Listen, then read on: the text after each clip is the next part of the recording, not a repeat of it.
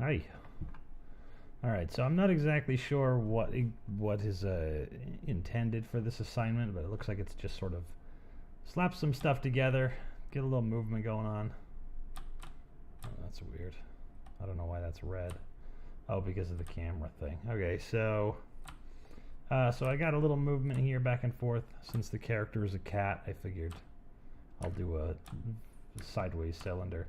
And it doesn't have a whole lot of jump height, so it can't get over stuff too easily. I kind of created these little blocks that you can push so that you can keep going. And I know that it literally says on the assignment that jumps, steps, and spans is what should be included. But I did do that just for kicks because I had the moving block and I thought that it was fun. I don't know, maybe we'll make that into a trap later or something, but... So yeah, just a few jumps and different tiers of things. It might be better to have the camera pulled back and not even adjust at all based on the jump of the character. And right now I don't even have this grounded thing set up, but at any rate, yeah. Kinda fun. And I'll just...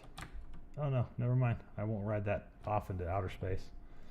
But yeah, little sort of setup here. Not a huge deal, but hopefully it's what you were looking for.